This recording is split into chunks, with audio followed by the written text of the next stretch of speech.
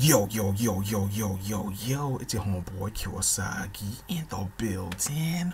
Welcome to episode 144, I think. I might make a mistake.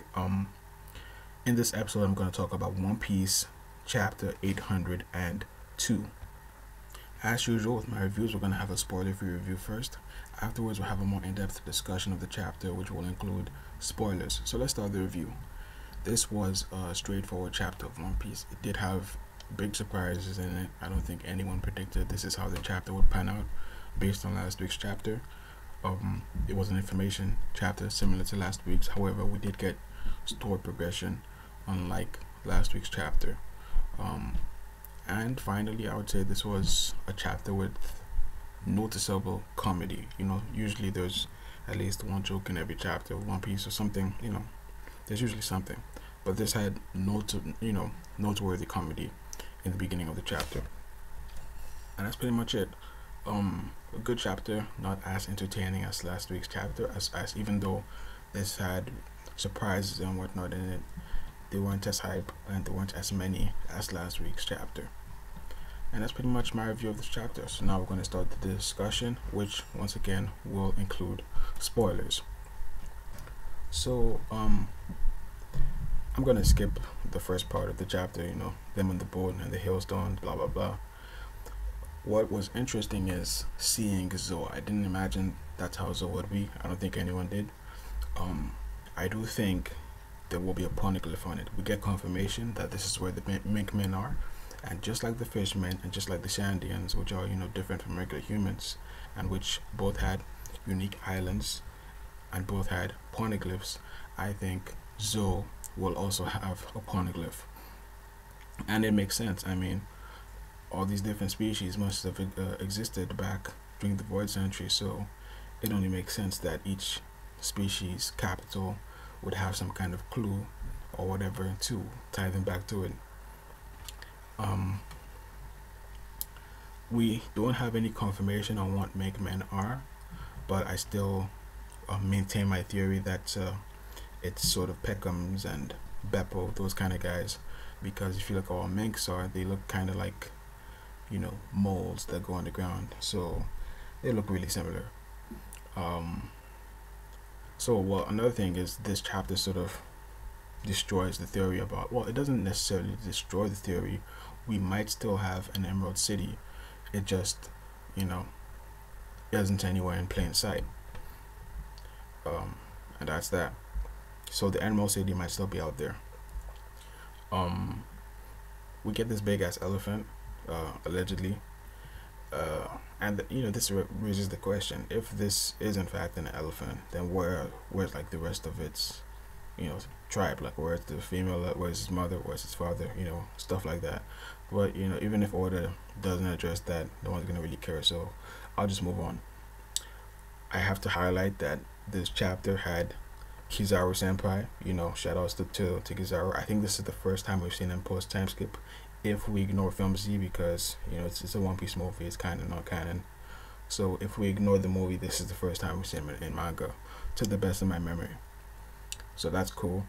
And Kizaru acknowledges that the new Shichibukai, Edward Weeble, is strong. He doesn't necessarily say that he's scared of Weeble or that Weeble is stronger than him. Definitely not. He just acknowledges that he is strong enough to be a Shichibukai, regardless of whether he is Whitebeard's offspring or not. I personally don't think he is. I think that's just a lie fed to him by the woman that follows him around. But he is strong nonetheless, as displayed by his feats and as mentioned and stated by Kizaru. However, I do think this is one of those moments in One Piece where it's just hype. I don't think he is. Like, here's the thing. Kizaru said he's as strong as a young Whitebeard. Now a lot of people are gonna be like, oh shit, Whitebeard in his prime. This dude's bounty is 480. It's clearly not gonna be Whitebeard in his prime. It's probably Whitebeard while he was young, rising to his prime. So not Whitebeard in his prime yet, but just a young Whitebeard at some point. I think in fact the fact that they tossed the Whitebeard's name is just because, first of all, Whitebeard is a strong character, so that associates, that's kind of a feat, and secondly because there's some kind of connection between Whitebeard and Weeble, allegedly. But yeah, like I said, don't jump to conclusions. I don't think he's that strong. In fact, I think Ace will probably knock this guy out. Obviously, we don't have any feats to confirm that, but based on bounty, I mean, Ace had a higher bounty than this dude, and Ace had similar feats, if not better feats, and Ace was also nominated to become a Shichibukai, and Ace also did this at a younger age. I mean, come on. Just the fact that he needed somebody to step down from Shichibukai to fill the space. Now, obviously, I'm not gonna shit on this dude. He's clearly strong, but I know that Luffy's gonna give him that work, you know. Now, unlike Doflamingo, this dude hasn't shown me any hacks that will. Now, there's a difference between being strong and being hacks. If you're strong, Luffy can still beat you. If you're hacks, then Luffy can beat you without some bullshit, you know. And that's just the truth. And this dude, he just seems like a powerhouse rather than somebody hacks. In fact, even if you are hacks, you need to be smart to use your hacks, you know, similar to Law. Like, you can't give Law's fruits to someone like you know, someone like fucking Mike Vice. He's just gonna fucking jump up and down and jump on his belly and not use the fruit, you know. You need to give it to somebody smart to maximize the hacks, and think of creative techniques to use with the hacks available to you thanks to your devil fruit. But anyways, you know, my main point is Luffy's gonna give this guy the work, and he is, like, here's one thing, he's not evil, he's just confused, misguided, and manipulated by this old woman. So what's gonna happen is, when he gets his ass beaten, he's gonna get convinced, you know, he's gonna be forgiven and all that kind of stuff. Basically, he's gonna become Luffy's ally in some way or some form. Basically, he's gonna become a good guy. That's my point. What abilities does Weeble have? We do know that he has a lot of destructive capability, because, like I said, if you're not hacks, then you need strength. Furthermore, his feats, you know, suggest that he has destructive capabilities. Now, there's two things I want to mention. Two things about one thing, and that is his last name, Weeble. Now, I've talked about etymology in One Piece several times before, you know, with the Kizaru code, and, you know, with my Kaido stuff. Now, I haven't released my Kaido video, but you know, I do have Kaido theories based on his etymology. And with every single Shichibukai that has come out, there has been an animal you could sort of associate with them in some way or some form, right? Now, post time skip, right? Because here's the thing: post time skip and pre time skip, we have different rules. Sometimes, for example, with the admirals, now they're secondary colors and stuff like that. You know, now we have freaking Paramecia, potentially Paramecia admirals, because we don't have confirmation that Fujitora has a fruit yet. But you get my point. Now with the Shichibukai, look at Law.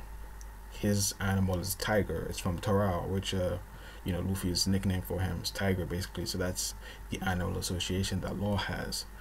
So it's not as direct as pre-time skip Shichibukai. Post time skip, you know, we have Law, and now we have Weeble, and definitely there's no animal coming from Edward, so it must come from Weeble. Now, here's the thing I found out during my research for Weeble, right? I only found one thing, and it's this toy that's like egg-shaped, and if you look at Weeble, he is kind of egg-shaped, and basically it's sort of like one of those things that it's basically an egg that you can put upright, and there's something that has to do with the center of gravity. So if you knock it to the side, it's gonna lean to the side but come back to the original spot, and it's gonna be upright again. So it's a fancy toy. But the thing is, I think the wobbling thing, or something to do with, you know, standing his ground, that might be some kind of hint towards his power, or it might just be a sort of association with him being unstoppable or hard to stop, you know, very resilient. Like, so we can use the toy as a metaphor. So the toy, no matter how much you knock it, is gonna come back upright, even though it's egg-shaped. Same thing with Weeble. That could be something to do with his power and his durability, or whatever the case may be. But that's just a heads up. As for his animal, really there is no animal called Weeble. However, you know it's Japanese, and it could be Weevil.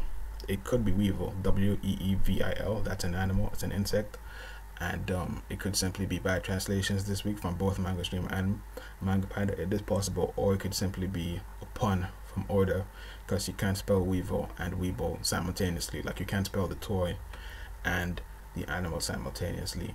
So maybe that's how we did it. I mean, look at Law, for example. He didn't name Law, you know, Tiger or Tarao. He named him Trafalgar. So that's basically my point.